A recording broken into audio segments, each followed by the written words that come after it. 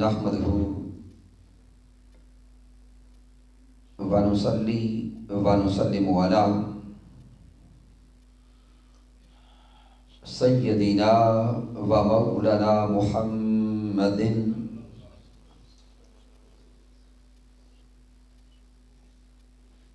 نبي الأمين المكين الكريم الرؤوف الرحيم. أما بعد فأعوذ بالله من الشيطان الرجيم. بسم الله الرحمن الرحيم. قال الله تبارك وتعالى في القرآن المجيد: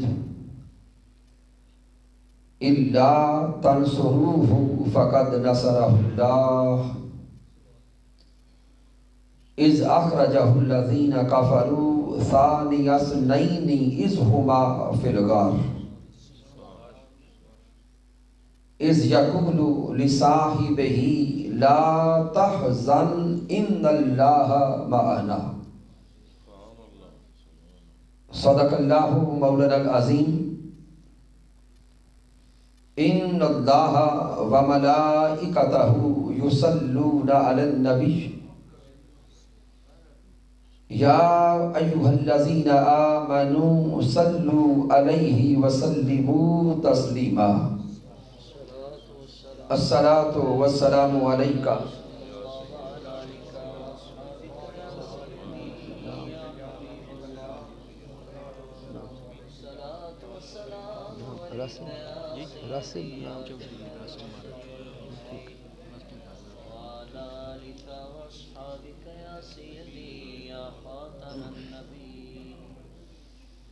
اللہ رب العزت کی توفیق سے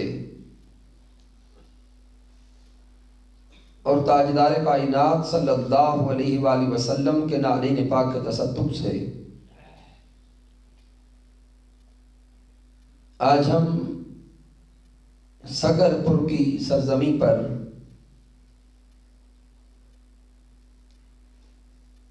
ہم سفر مصطفیٰ صلی اللہ علیہ وآلہ وسلم تاجدار صداقت یار غار مصطفیٰ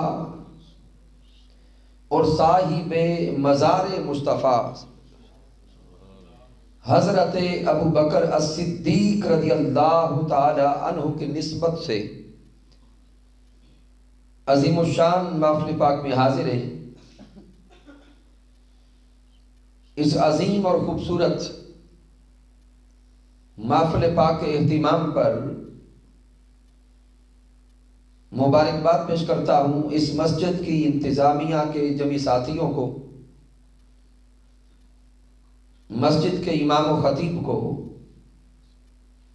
تحریک منہاج القرآن کے قائدین و کارکنان کو، بالخصوص جناب محترم محمد راسب مارت چودھری صاحب اور دیگر معاونین و منتظمین،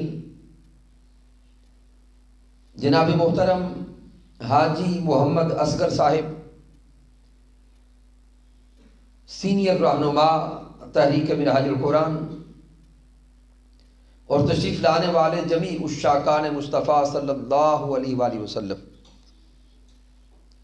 دعا کرتے ہیں کہ رب کائنات ہم سب کی حاضری کو اپنی بارگاہ اقدس میں قبول فرمائے. سامعین محترم، حضرت ابو بکر الصدیق رضی اللہ تعالی عنہ صحابہ کرام میں کئی جہاد سے آپ کو منفرد مقام حاصل ہے. حضرت ابو بکر الصدیق رضی اللہ تعالیٰ عنہ وہ عظیم صحابی ہیں کہ جن کی 4 نسلوں کو شرف صحابیت نصیب ہوا ہے.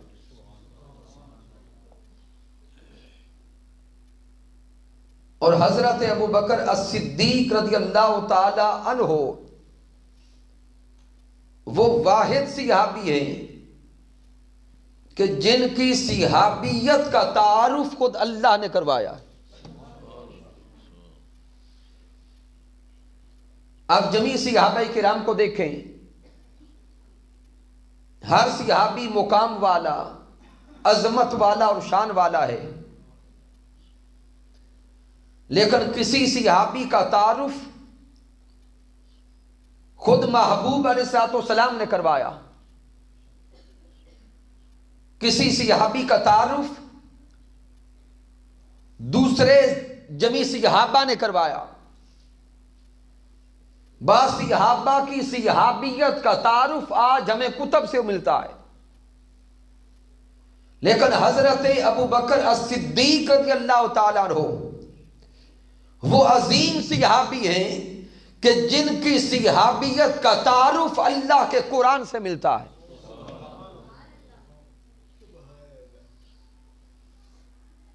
جمیع صحابہ کرام میں واحد صحابی حضرت ابو بکر صدیق ہیں جن کی صحابیت کا بیان اللہ کے قرآن میں ہے. اس لیے صحابیت صدیق اکبر رضی اللہ تعالی عنہ پر ہر مسلمان کا ایمان بھی ہے اور ایقان بھی ہے. پھر حضرت ابو بکر صدیق رضی اللہ تعالیٰ عنہ وہ عظیم صحابی جو آقا علیہ الصلوۃ والسلام کے اعلان نبوت سے پہلے بھی آقا کی یاری میں تھے، آقا کے ہم راز بھی تھے، آقا کے ہم سفر بھی تھے، اور سونے آقا کے ہم خیال بھی تھے. اب سامعین محترم، میں وقت میں رہتے ہوئے جو آیہ کریمہ تلاوت کی ہے یہ سورۃ التوبہ کی آیہ کریمہ نمبر 40 کا ابتدائی حصہ ہے، جس میں اللہ رب العزت نے صحابیت صدیق اکبر کو بیان فرمایا. لیکن شان و مقام صدیق اکبر پر قرآن مجید فرقان حمید کی کم از کم 15 آیات کریمہ ہیں. یعنی اللہ رب العزت نے کم و بیش 15 مقامات پر، اس سے زائد آیات ہو سکتی ہے، کم نہیں ہے، 15 مقامات پر اللہ نے حضرت صدیق اکبر کی عظمت کو بیان فرمایا. لیکن مشہور و معروف مقام یہ سورۃ التوبہ کی آیہ کریمہ نمبر 40 ہے، جس میں اللہ رب العزت نے واقعہ ہجرت مدینہ کو بیان کیا. رب کائنات نے فرمایا الا تنصروہ فقد نصرہ اللہ، کہ اگر تم غلبہ دین حق کے لیے سونے محبوب کی مدد نہیں بھی کرتے تو کیا ہوگا؟ اس محبوب کا مددگار تو اللہ ہے. توجہ کرے اللہ کے کلام پر. رب کائنات ان الفاظ میں پیغام دے رہا ہے اس وقت کے کفار سے لے کر قیامت تک کے انسانوں کو کہ اگر تم دین متین کی خدمت نہیں بھی کرتے تو کیا ہوگا؟ اگر غلبہ دین حق کے لیے جد و جہد نہیں بھی کرتے تو کیا ہوگا؟ فقد نصرہ اللہ، وہ محبوب بھی سونے اللہ کا ہے اور یہ دین بھیجا ہوا بھی اسی اللہ کا ہے. نہ سونا مصطفیٰ تمہاری مدد کے محتاج تھے، نہ سونے نبی کا دین تمہارا محتاج ہے. فقد نصرہ اللہ، مدد کرنے والا خود اللہ ہے. اس کے بعد رب کائنات نے فرمایا اذ اخرجہ الذین کفروا ثانی اثنین اذ ہما فی الغار، کہ جب کفار نے مکہ المکرمہ سے نکل کر مدینہ جانے پر میرے محبوب کو مجبور کر دیا. اب یہ واقعہ ہجرت اللہ بیان فرما رہا ہے. اذ اخرجہ الذین کفروا، تو جب میرے محبوب علیہ الصلوۃ والسلام مکہ سے نکل کے مدینہ جا رہے تھے، اب تصورات میں وہ مکہ المکرمہ سے مدینہ جانا لے کے آئیں. رات کا پہر ہے، میرے آقا علیہ السلام جب در دولت سے نکلنے کا ارادہ کرتے ہیں، دشمن ننگی تلواریں لے کے دروازے پہ کھڑا ہے. میرے آقا علیہ السلام اپنے بستر پہ حضرت علی شیر خدا کو لٹاتے ہیں، اور اسی دشمن کے اندر سے آقا علیہ السلام نکل کر حضرت ابو بکر صدیق کے گھر کی طرف آتے. اب غور کریں گے حضرت صدیق اکبر کے عشق مصطفیٰ پر کہ رات کا پچھلا پہر محبوب علیہ السلام اپنے گھر سے نکلے، حضرت صدیق اکبر کے گھر کی طرف آئے. ابھی میرے محبوب علیہ السلام نے صدیق اکبر کے گھر کے دروازے پہ دستک نہیں دی. آقا گھر کے قریب آئے تو صدیق اکبر نے دروازہ پہلے کھول دیا. دروازہ پہلے کھول دیا. میرے آقا مسکرا کے فرماتے ہیں، ابو بکر کیا تجھے خبر تھی کہ میں آج رات آ رہا ہوں؟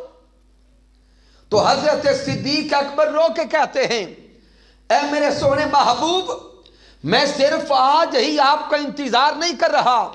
جب آپ نے اشارہ فرمایا تھا باقی صحابہ کو مدینہ بھیجتے ہوئے کہ تم مدینہ پہنچو، ہم بھی مدینہ ہجرت کر کے آئیں گے، اور جب ہم آئیں گے کوئی ہمراز ہمارے ساتھ ہوگا، کوئی یار ہمارے ساتھ ہوگا، کوئی رفیق ہمارے ساتھ ہوگا. صدیق اکبر عرض کرتے ہیں، سونے آقا جب آپ نے صرف اتنا فرمایا تھا، اس دن سے لے کر آج تک اب میں رات کو سویا نہیں ہوں، ساری رات دروازے پہ کھڑے ہو کے آپ کا انتظار کرتا رہا ہوں. نعرہ تکبیر، نعرہ رسالت، تاجدار صداقت، نعرہ حیدری. تو یہ حضرت ابو بکر صدیق رضی اللہ تعالی عنہ کی آقا علیہ السلام کے ساتھ والہانہ محبت ہے. اور صرف آقا علیہ السلام کا انتظار ہی نہیں کرتے رہے، مدینہ المنورہ جانا کس راستہ سے ہے اس کا بھی فیصلہ لے لیا، جانا کیسے ہے وہ بھی تعین کر چکے، اور راستے میں رکنا کہاں کہاں پر ہے وہ بھی فیصلہ لے چکے، اور اگر جہاں پہ راستے میں رکنا ہے وہاں کھانے کی ضرورت ہوگی، کھانا پہنچانا کس نے ہے یہ اہتمام بھی کر چکے ہیں. یہ صدیق اکبر ہیں رضی اللہ تعالی.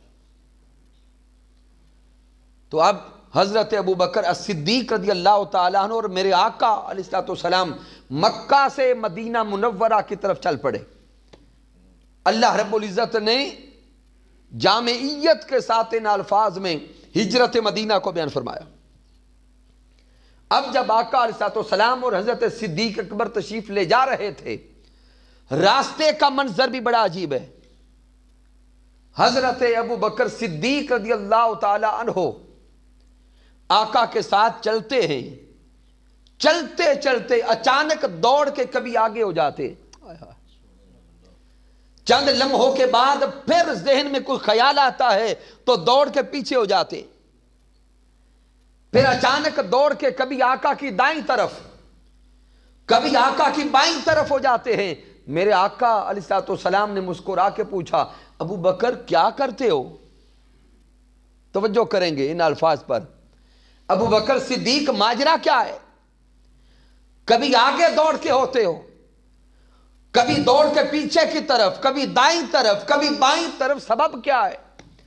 تو حضرت صدیق اکبر عرض کرتے ہیں، سونے آقا دشمن ہمارے پیچھے ہے. جب کبھی میرے ذہن میں خیال آتا ہے کہ دشمن آگے سے وار کرے گا تو میں دوڑ کے آپ سے آگے ہو جاتا ہوں. پھر جب خیال آتا ہے کہ دشمن کہیں پیچھے سے نہ حملہ کرے تو دوڑ کے آپ سے پیچھے ہو جاتا ہوں. اسی طرح دشمن ہی کے خیال سے کبھی دائیں طرف کبھی بائیں طرف.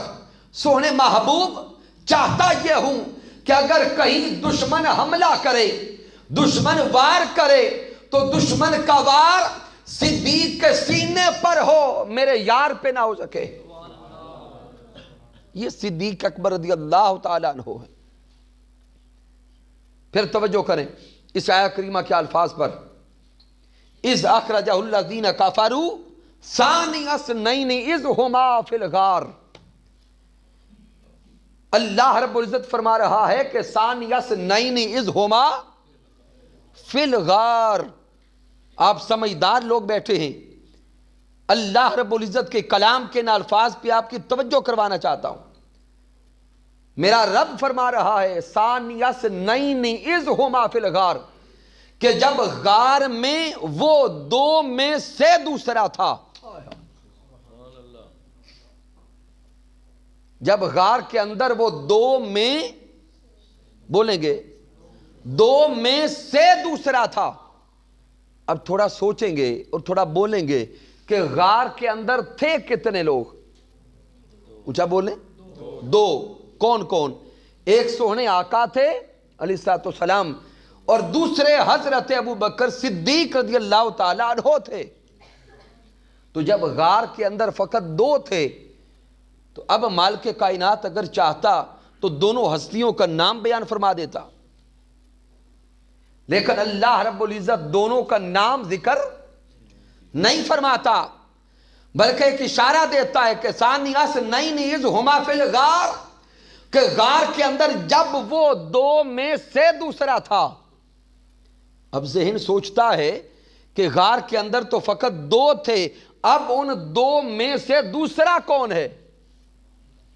ان دو میں سے دوسرا کون ہے؟ تو اب غار میں جو ان دو میں سے دوسرا ہوگا تو ایک بنے گا دوسرا، تو دوسرا ہوگا پہلا۔ تو اب ذہن سوچے گا کہ جب غار کے اندر فقط دو ہستیاں ہیں، ایک سونے آقا ہیں، دوسرے صدیق اکبر ہیں، تو اب ان میں سے پہلا کون اور دوسرا کون؟ تو آئی میں تفسیر بیان کرتے کہ اسی آیہ کریمہ کے الفاظ پہ غور کریں گے۔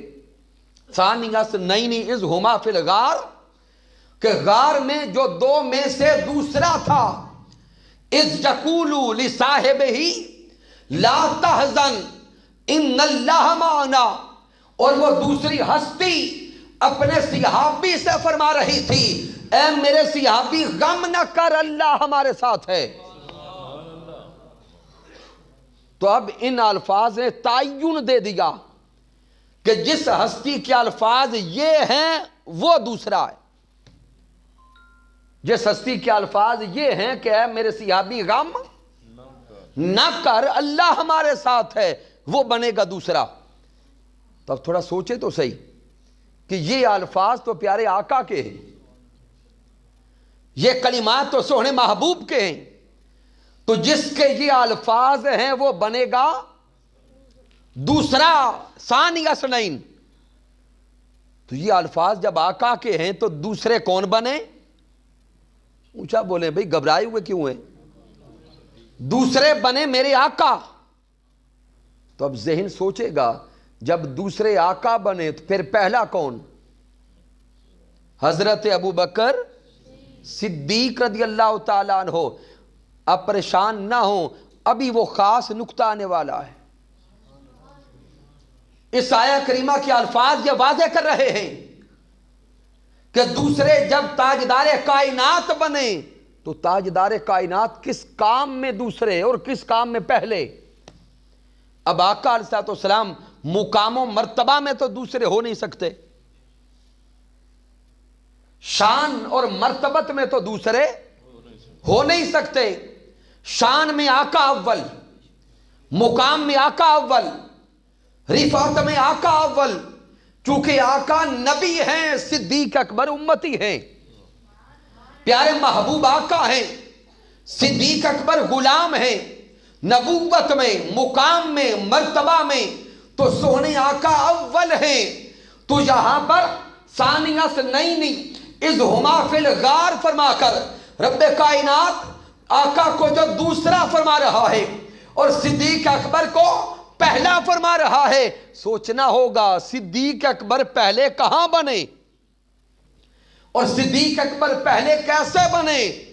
تو رب کائنات یہاں اشارہ دے رہا ہے کہ غار کے دروازے پہ کھڑے ہو کے غار کے اندر جانے کو تو دیکھو. آئے ہائے. جب دونوں یار غار کے دروازے پہ پہنچے، حضرت صدیق اکبر سونے آقا سے عرض کرتے ہیں، اے میرے محبوب آپ ابھی باہر رک جائیں، غار کے اندر پہلے میں جاتا ہوں. آئے ہائے. غار کے اندر پہلے میں جاتا ہوں. تو حضرت صدیق اکبر غار میں جانے میں پہلے ہو گئے.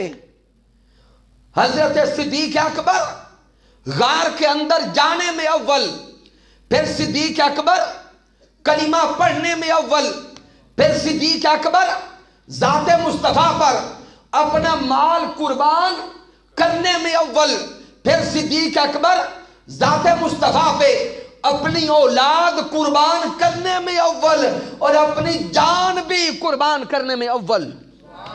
نعرہ تکبیر، نعرہ رسالت، تاجدار صداقت، مصطفیٰ کے ہم سفر، گلی گلی نگر نگر، نعرہ حیدری.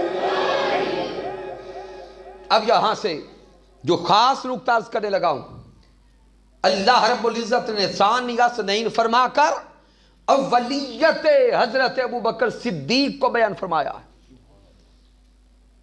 کہ حضرت ابوبکر صدیق رضی اللہ تعالیٰ عنہ غار کے اندر داخل ہونے میں اول ہیں. پھر میں اسی اولیت کا خاص نقطہ حضرت صدیق اکبر کے نام سے عرض کرنے لگا ہوں.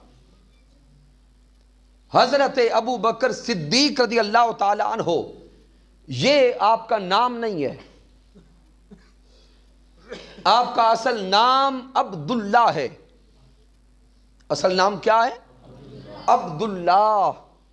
ابو بکر یہ آپ کی کنیت ہے، صدیق آپ کا لقب ہے. صدیق آپ کا لقب ہے. اور آقا علیہ السلام کے اعلان نبوت سے پہلے کا آپ کا نام عبد الکعبہ تھا. جب میرے آقا نے ابھی اعلان نبوت نہیں فرمایا، جو پہلا نام تھا وہ آپ کا عبد الکعبہ تھا. میرے آقا نے جب نبوت کا اعلان فرمایا، صدیق اکبر غلامی میں آئے تو سونے محبوب علیہ السلام نے نام بدل کر عبداللہ رکھ دیا. اب تھوڑا سوچیں کہ آپ کا نام عبد الکعبہ کیسے رکھا گیا. اور سامعین محترم، عبد الکعبہ نام بھی ظاہر کرتا ہے کہ آقا کے اعلان نبوت سے پہلے بھی آپ کعبہ کے ساتھ تعلق والے تھے. کعبہ کے ساتھ تعلق والے تھے. لیکن عبد الکعبہ نام کی وجہ یہ تھی کہ آپ سے پہلے آپ کی ماں کے ہاں جتنی بھی اولاد ہوتی وہ چند مہینوں کے بعد فوت ہو جاتی. جب آپ اپنی ماں کے بطن میں آئے تو آپ کی والدہ محترمہ حرم کعبہ میں گئیں اور کعبۃ اللہ کے سامنے کھڑے ہو کر رب سے دعا مانگی جو ان کا نظریہ اور عقیدہ تھا. کعبۃ اللہ کو تھام کے دعا مانگی کہ اگر میری اولاد سلامت رہی تو میں نام اس کعبہ کے ساتھ جوڑ کے رکھوں گی. تو جب آپ کی ولادت ہوئی تو آپ کی ماں نے اپنے بیٹے کا نام عبد الکعبہ رکھا. تو جب آقا علیہ السلام کی غلامی میں آئے، میرے آقا نے نام بدل کر عبداللہ رکھا. کنیت ابو بکر ہے. اب جو کنیت ہے اس پر کئی اقوال ہیں کہ ابو بکر کنیت کیسے رکھی گئی، کیسے پڑ گئی. بکر عربی زبان میں اونٹ کو بھی کہا جاتا ہے. آپ کی جو مہارت تھی، آپ اونٹوں کے امراض کو جانتے تھے اور ان کے علاج کے بارے میں آپ ماہر ترین علم رکھنے والے تھے. تو بعض کتب میں لکھا گیا کہ اس اونٹوں کی بیماریوں کو جاننے کی وجہ سے آپ کا نام ابو بکر پڑ گیا کنیت کے طور پہ. لیکن بعض عرفاء نے لکھا ہے کہ بکر کا لغوی معنی ایک ہے اول آنا. لفظ بکر کا ایک معنی ہے، اونچا بولیں، اول آنا.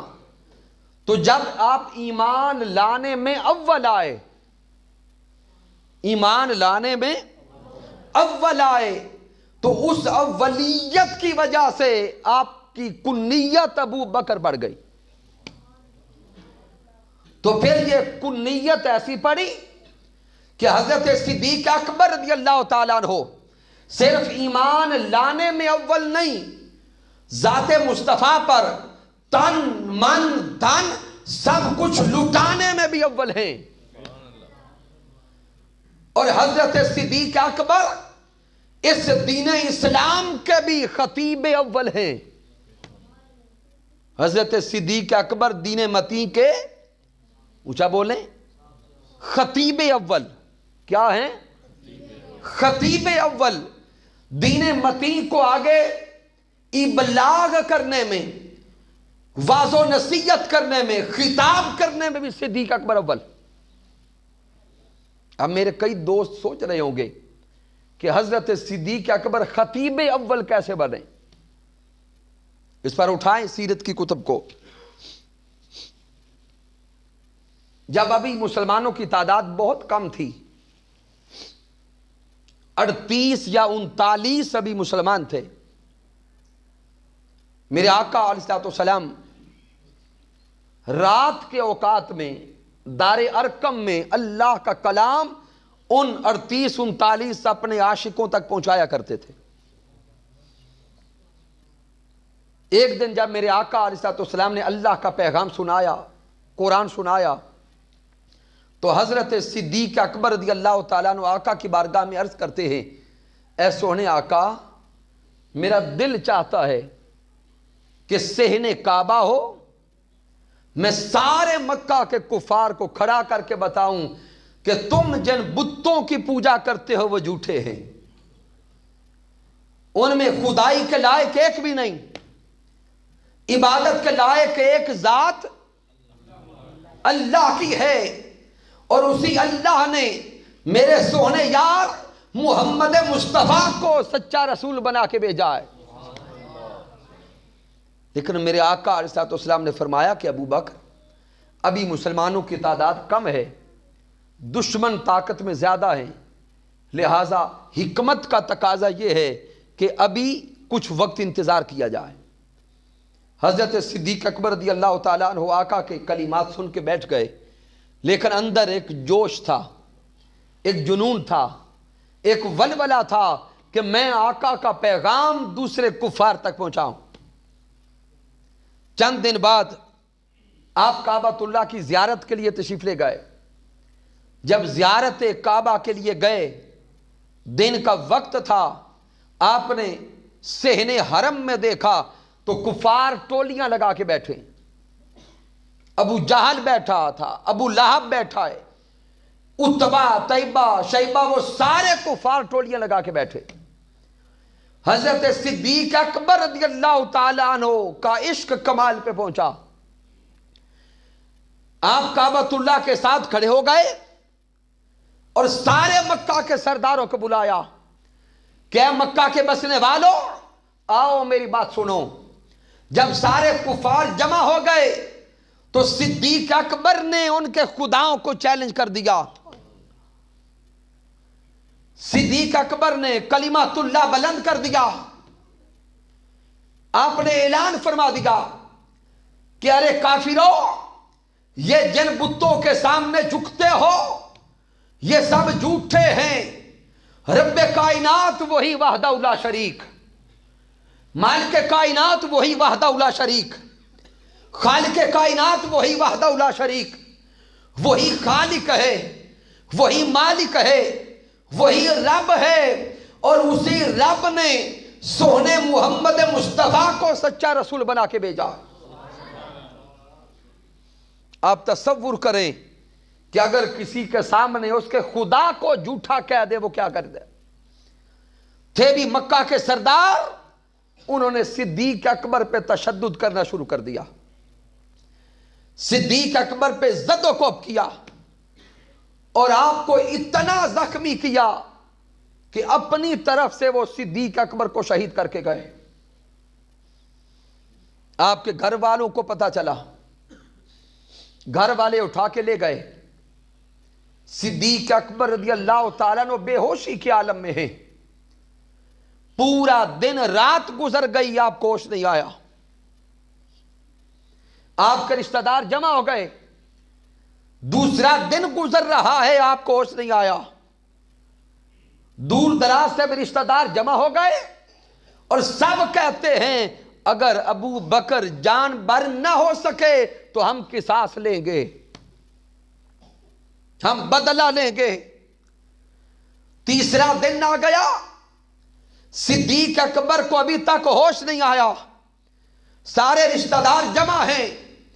تیسرے دن جب حضرت ابو بکر صدیق کو ہوش آتا ہے, سب دوڑ کے قریب آتے, سب قریب آتے ہیں, پوچھتے ابو بکر بتا تیرا حال کیا ہے, ابو بکر بتا تیرا حال کیا ہے. لیکن صدقے جائیں صدیق اکبر کے عشق مصطفیٰ پر, صدقے جائیں آپ کے تعلق مصطفیٰ پر, اور آپ کے تعلق مصطفیٰ پر. وہ جو سارے حال پوچھنے آئے تھے ان سے صدیق اکبر فرماتے ہیں ارے میرا حال پوچھنے والوں میرا چھوڑو, ما فعل برسول اللہ, مجھے بتاؤ میرے مصطفیٰ کا حال کیا ہے. کوئی زبان خاموش نہ بنے. نعرہ تکبیر, نعرہ رسالت. اے نعرہ جنہ بلند آواز نہ مانے جس کی حفاظت حضرت ابو بکر صدیق کیجیے.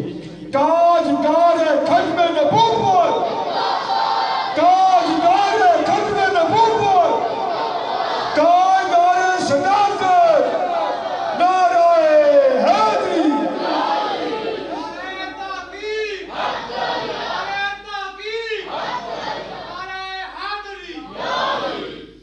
تو حضرت ابو بکر صدیق رضی اللہ تعالیٰ عنہ وہ جو سارے صدیق اکبر کا حال پوچھنے آئے تھے وہ ان سے پوچھتے ما فعل برسول اللہ, ارے مجھے بتاؤ میرے محبوب کا حال کیا ہے, میرے من موہن کا حال کیا ہے, میرے ساجن کا حال کیا ہے. وہ سارے کے سارے تو ابھی کافر تھے, ابھی تک کوئی بھی مسلمان نہیں ہوا تھا, سب چھوڑ کر چلے گئے. اور ہر کوئی کہتا ہے کہ کیسا دیوانہ ہے, ہمیں تیری فکر لگی ہے تجھے کسی اور کی فکر لگی. تو اس انداز سے حضرت ابو بکر صدیق رضی اللہ تعالی عنہ دین اسلام کے خطیب اول ہیں.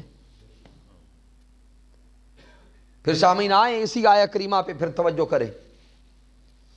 جب میرے اللہ نے ارشاد فرمایا اذ اخرجہ الذین کفروا ثانی اثنین اذ ہما فی الغار, غار کے اندر جب وہ دو ہم سفر تھے, رفیق تھے.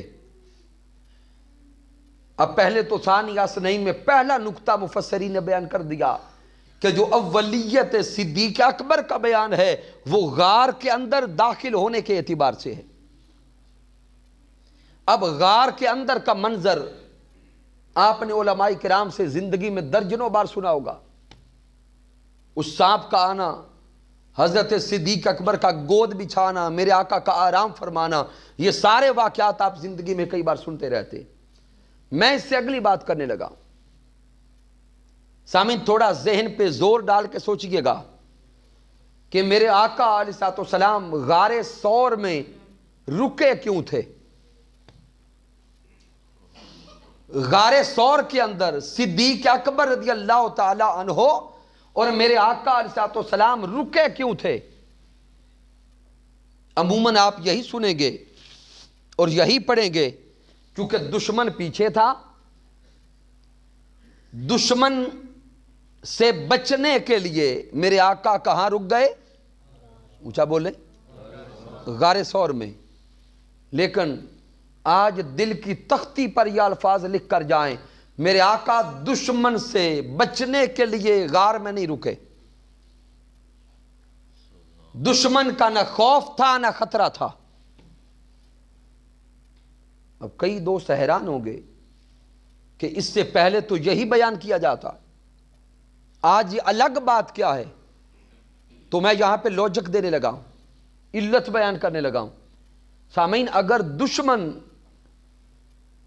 کا خطرہ ہوتا تو جب میرے آقا اپنے گھر سے نکل رہے تھے دروازے پہ کون کھڑا تھا؟ ننگی تلواریں لے کر دشمن کھڑا تھا۔ ارادہ یہ تھا کہ آقا دروازے سے نکلیں اور ہم حملہ کر کے معاذ اللہ شہید کر دیں۔ تو جو سوہنا نبی ننگی تلواروں کے اندر سے نکل سکتا ہے، وہ غار میں چھپنے کا حاجت مند کیوں ہے؟ تو مقصود دشمن سے ڈر کے چھپنا نہیں تھا۔ تو پھر سوچنا پڑے گا آقا کیوں چھپ گئے، کیوں رک گئے؟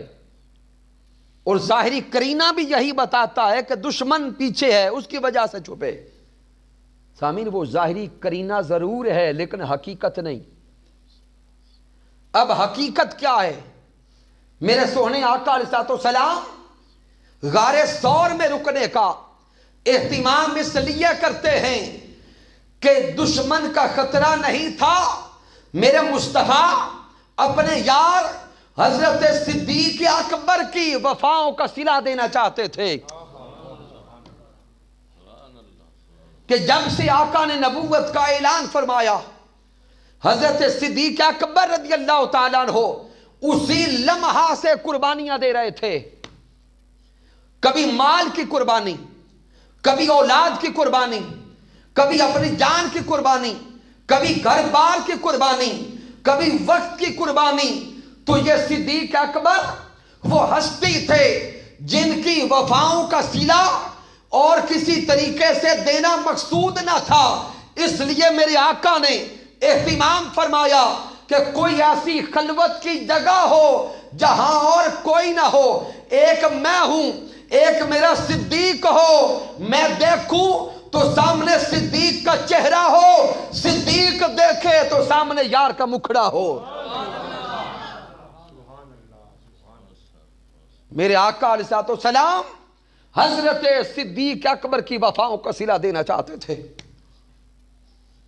تو اب اگر کوئی مادیت زدہ ذہن سوچے کہ یہ کیا صلہ ہے کہ چھپ کے غار میں بیٹھے رہے، سامعین محترم، اگر کوئی مادیت زدہ ذہن یہ سوچے تو اس کو محبت کی حقیقت کا پتہ نہیں ہے، وہ عشق و مستی کی وادی کو جانتا نہیں ہے۔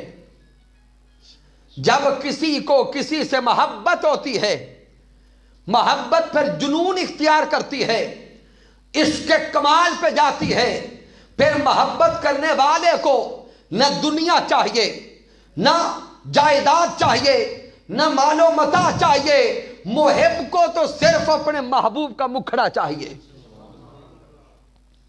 اس لیے میرے آقا علیہ السلام نے اہتمام فرمایا کہ ایسا ذریعہ بن جائے کہ ہم صدیق اکبر رضی اللہ تعالیٰ عنہ کو وہ موقع دیں کہ صدیق مجھے دیکھے، میں صدیق کو دیکھوں رضی اللہ تعالیٰ۔ سامعین محترم، غار ثور کے اندر حضرت صدیق اکبر کا اور آقا علیہ السلام کا رک جانا یہ دشمن کا ڈر نہیں تھا، یہ میرے اللہ کا اہتمام تھا اور سونے محبوب علیہ السلام کا ارادہ تھا۔ اب پھر اسی آیہ کریمہ پہ کیا الفاظ پہ غور کرتے جائیں۔ اب جب غار ثور کے اندر ہے، میرے آقا نے اہتمام تو فرما دیا، آقا کے راز آقا جانے، لیکن جب غار کے اندر ہیں اب صدیق اکبر اپنی کیفیت بیان کرتے ہیں۔ آقا سے عرض کرتے ہیں کیا میرے محبوب علیہ السلام، ہم غار کے اندر تو آ گئے، دشمن ہمارے پیچھے ہے، اگر دشمن غار کے دروازے پر بھی آ گیا اور دروازے پہ کھڑے ہو کے کسی نے اپنے پاؤں کی طرف بھی دیکھا تو ہم نظر آ جائیں گے۔ اب سامعین، میں یہ حال بیان کر رہا ہوں صدیق اکبر کے من کا، آقا کا ارادہ میں بیان فرما چکا کہ میرے آقا علیہ السلام کا ارادہ تھا کہ غار میں رکا جائے، صدیق اکبر کی وفاؤں کا صلہ دیا جائے، لیکن صدیق اکبر اسی کرینہ کو دیکھتے ہوئے بیان کرتے ہیں، عرض کرتے ہیں آقا دشمن پیچھے ہے، اگر دشمن آ گیا تو وہ ہمیں دیکھ لے گا، نقصان پہنچائے گا۔ تو اب آگے اللہ رب العزت کے کلام پہ غور کریں، میرے آقا نے فرمایا لا تحزن ان اللہ معنا، اے میرے صحابی غم نہ کر، اللہ اونچا بولیں، اللہ جس کے ساتھ ہے وہ بولے غم نہ کر، اللہ ہمارے ساتھ ہے۔ اب پہلے تو غور کرے، لا تحزن، یہ تحزن غم نہ کر، یہ الفاظ بتا رہے ہیں کہ صدیق اکبر کو اپنی جان کا خوف نہیں تھا، خوف اور ڈر ہوتا ہے اپنے بارے میں، حزن اور غم ہوتا ہے کسی اپنے کے بارے میں۔ تو قرآن مجید کے الفاظ میں لا خوف نہیں آیا کہ خوف نہ کر، بلکہ آیا لا تحزن۔ تو یہ الفاظ بتا رہے ہیں کہ صدیق اکبر کو اپنی جان کا ڈر نہیں تھا، اگر غم تھا تو جان مصطفیٰ کا تھا، غم تھا تو جان رحمت کا تھا، غم تھا تو جان جہاں کا تھا۔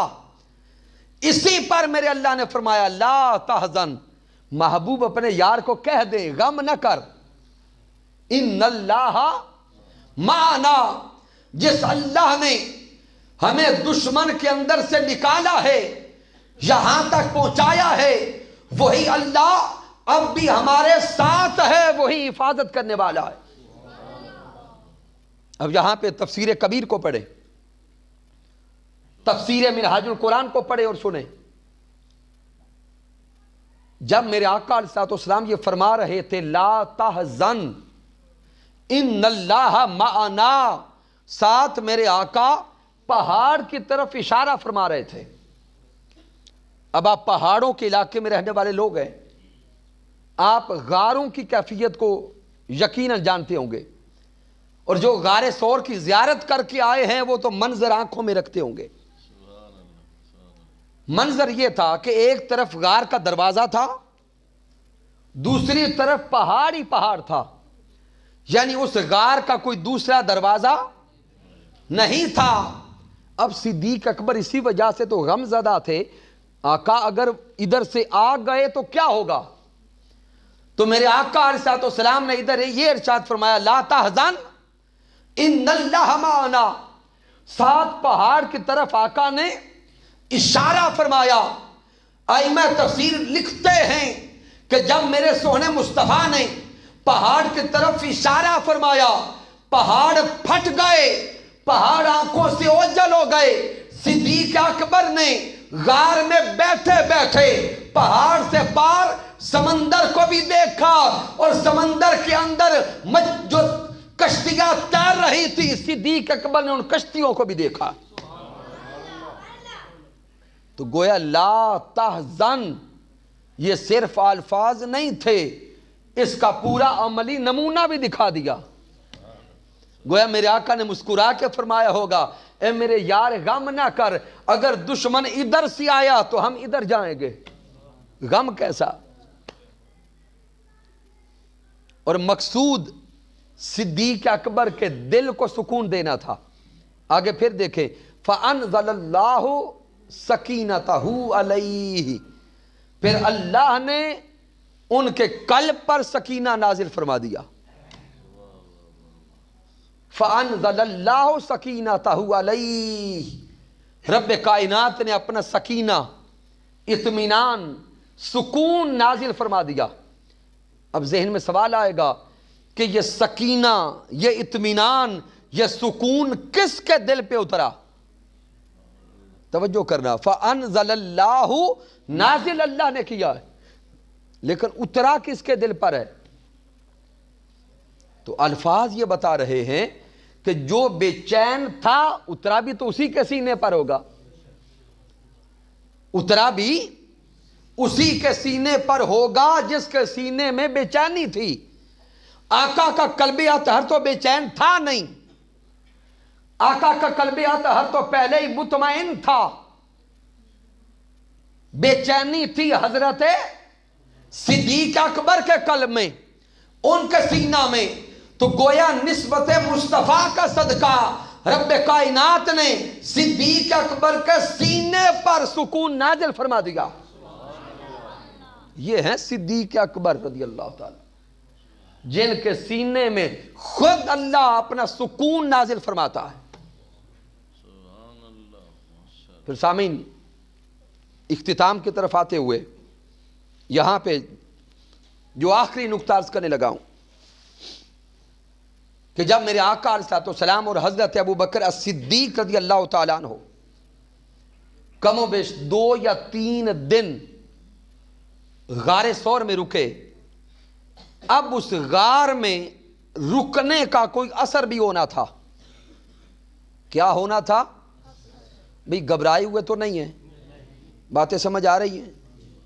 تو جب میرے آقا علیہ السلام کی صحبت میں صدیق اکبر رضی اللہ تعالیٰ عنہ 2 یا 3 دن بالکل اکیلے رہے اور آقا علیہ السلام کی توجہات کا مرکز رہے، جب صدیق اکبر دیکھتے تو سامنے مکھڑائے مصطفیٰ ہوتا، اور جب میرے سونے مصطفیٰ دیکھتے تو سامنے صدیق اکبر کا چہرہ ہوتا۔ اب تھوڑا اپنے من کی کیفیات کو ٹٹولنا، اگر محبت کی وادیوں میں کبھی سفر کیا ہے تو یہ نقطہ تب سمجھ آئے گا کہ جب آقا علیہ السلام کی صحبت میں 2-3 دن مل گئے، اب کوئی اثر تو ہونا تھا نا۔ بھئی اگر کسی عارف باللہ کی صحبت میں کسی انسان کو، عام بندے کو ایک لمحہ مل جائے تو اس کا اثر ہو جاتا ہے۔ ولی کی نگاہ من کے حال کو بدل دیتی ہے۔ ولی کی ایک بولیں نگاہ، ولی کامل کی ایک نظر زندگی کی کیفیات کو بدل دیتی ہے۔ اور ادھر غار ثور میں صدیق اکبر کے سامنے ولی نہیں تھے، امام الانبیاء تھے، جن کے نام کا ورد کرنے سے، جن کا کلمہ پڑھنے سے ولایت کا آغاز ہوتا ہے، خدا کا ہے۔ تو بھی جو 3 دن کم و بیش خلوت میں مل گئے، اس کا کوئی اثر تو ہونا تھا۔ اب صحیح بخاری کو پڑھیں، وہ اثر کیا ہوگا کہ جب حضرت صدیق اکبر رضی اللہ تعالی عنہ پیارے محبوب کی صحبت میں رہے، آقا کی معیت میں رہے، آقا کی سنگت میں رہے، تو اب رنگ یہ چڑھا کہ صدیق اکبر کے ظاہر پر بھی سونے مصطفیٰ کا رنگ چڑھ گیا، باطن پر بھی سونے مصطفیٰ کا رنگ چڑھ گیا۔ آپ کا من بھی ذات مصطفیٰ کی محبت سے رنگا گیا، آپ کا تن بھی آقا کی ظاہری حیت اور شکل و صورت سے رنگا گیا۔ حضرت صدیق اکبر کا جو نقشہ ہے، خد و خال، شکل و صورت، وہ بھی سونے آقا جیسی ہو گئی۔ اب اس پر امام بخاری کے الفاظ کو دینا چاہتا ہوں۔ جب آقا علیہ السلام اور حضرت ابو بکر الصدیق رضی اللہ تعالیٰ عنہ مدینہ المنورہ میں پہنچے، تو آپ جانتے ہیں کہ مدینہ میں تو میرے آقا کا انتظار ہو رہا تھا۔ کتنے دن جب مدینہ والوں کو پتا چلا کہ آقا مکہ سے چل پڑے ہیں، مدینہ والے گھروں سے نکل کے آقا کا انتظار کرتے۔ یہ عجیب منظر تھا۔ مدینہ والے اپنے چھتوں پہ کھڑے ہو کے دھوپ میں سارا دن کھڑے ہوتے اور آقا کی راہ تکتے۔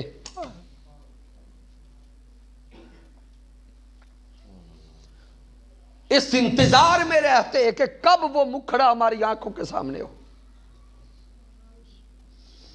جس مکھڑے کی قسمیں خود رب کھاتا ہے۔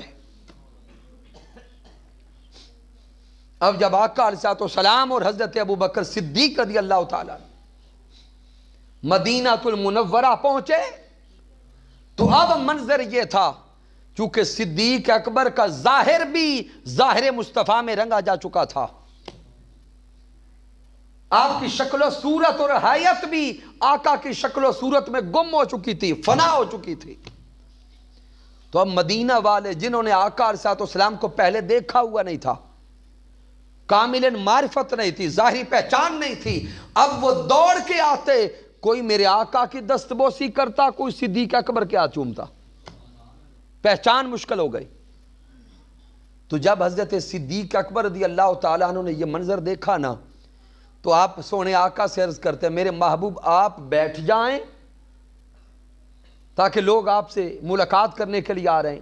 جب میرے آقا بیٹھ گئے، تشریف فرما ہوئے، تو صدیق اکبر نے آقا کے سر پہ چادر تان لی،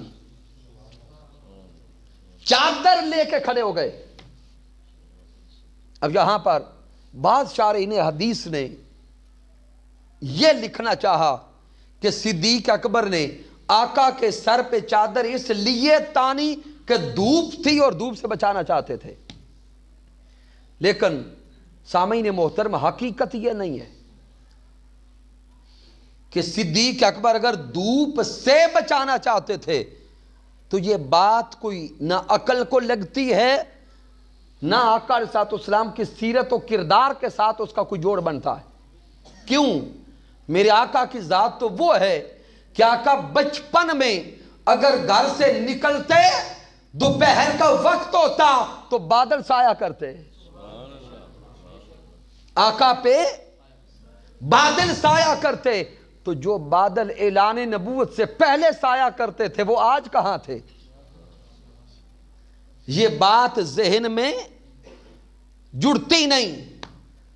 تو مقصود دھوپ سے بچانا نہ تھا، بلکہ مقصود صدیق اکبر کا یہ تھا کہ مدینہ کے عاشقوں جب محبوب کو دیکھنے آ رہے ہو تو مغالطہ نہ کھاؤ، سونے مصطفیٰ تشریف فرما ہے اور میں غلام چادر تان کے سونے محبوب کی نوکری کر رہا ہوں، میں چاکری میں ہوں۔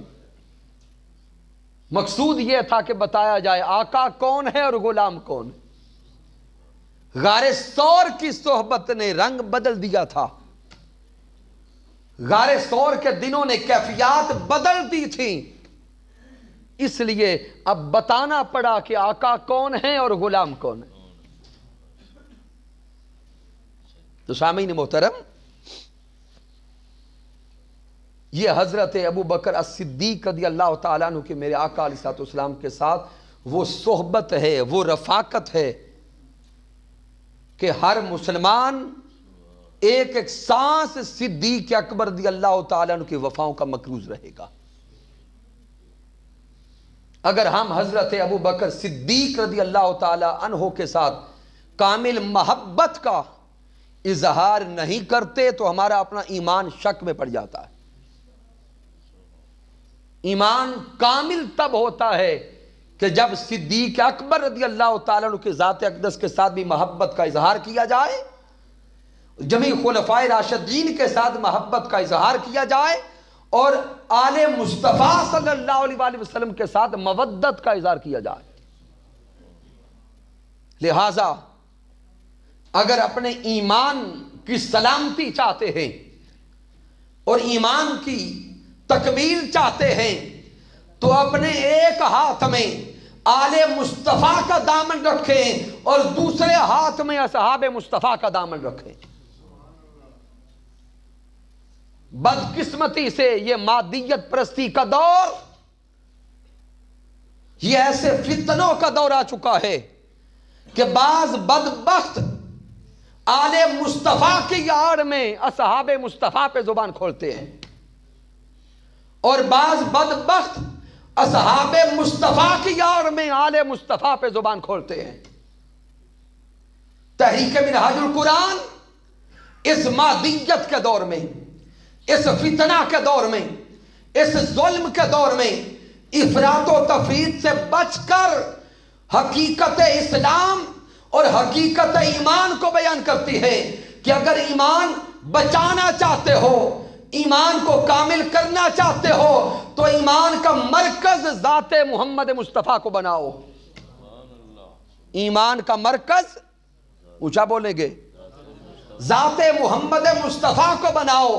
फिर जिसका सोने मुस्तफ़ा से जितना जितना ताल्लुक है उससे उतना उतना ताल्लुक बनाते चले जाओ, बस ईमान बच जाएगा।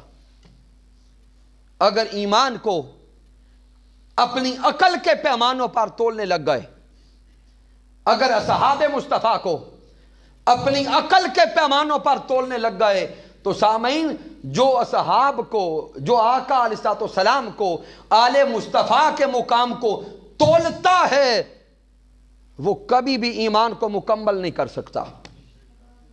क्योंकि अगर हम तोलेंगे, हम तो तोलेंगे अपनी अकल के पैमानों पर। तो थोड़ा सोचे तो सही, हमारी अकल का अपना पैमाना क्या है? हम हैं क्या चीज? हमारी बसात क्या, हमारा इल्म क्या, हमारा इदराक क्या, हमारा फहम क्या? हम तो कुछ भी नहीं। तो जब हम कुछ भी नहीं है तो तोले क्यों?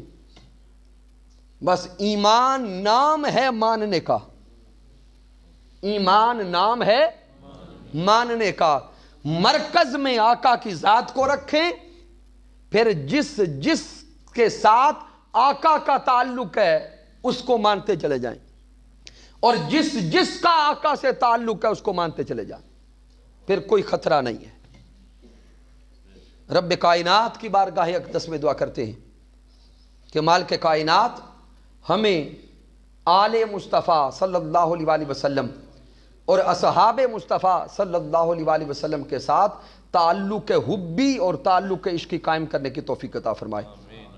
चूँकि आज की हमारी महफ़िल पाक का मौजू शान सिद्दीक़ अकबर रज़ियल्लाहु ताला अन्हो था, इसलिए सारी की सारी गुफ्तगू हज़रत अबू बकर as-सिद्दीक़ रज़ियल्लाहु ताला अन्हो के इसमें पाक के गिर्द घूमती रही। अगर ज़िंदगी ने साथ दिया तो माह रजब का चूँकि आगाज़ हो चुका है, तो माह रजब में विलादत है हज़रत मौला अली शेर खुदा की। तो मेरे अल्लाह ने चाहा तो फिर कभी ज़िक्र हज़रत मौला अली शेर खुदा को छेड़ेंगे, चूँकि हम हैं वो मोहब्बत वाले जिसका भी ज़िक्र करे हमारा हाथ ठरता है, हमारे दिल में सुकून आता है, चेहरे पे इत्मीनान आता है।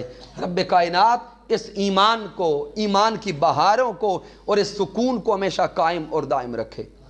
कि मोहम्मद से वफा तूने तो हम तेरे हैं, ये जहाँ चीज़ है क्या लौहो कलम तेरे हैं। मैंने जो कुछ बयान किया, अगर इसमें कुछ कमी है, कोई कजी है, कोई गलती है, तो मुझ नाचीज़ की तरफ से है, रब कायनात माफ़ फरमा दे। अगर इसमें कोई अच्छाई और कमाल है तो अल्लाह की इज़्ज़त की कसम मेरा कोई कमाल नहीं, ये मेरे अल्लाह का करम है, आका अलैहिस्सलाम की रहमत है, और मेरे कायद, मेरे मुरब्बी, मेरे उस्ताज़ हुज़ूर शाइखुल इस्लाम डॉक्टर मोहम्मद ताहिरुल क़ादरी मद्दा ज़िल्लहु वाली की सोहबत का फैज़ान है। वमा अलैना इल्लल बलागुल मुबीन।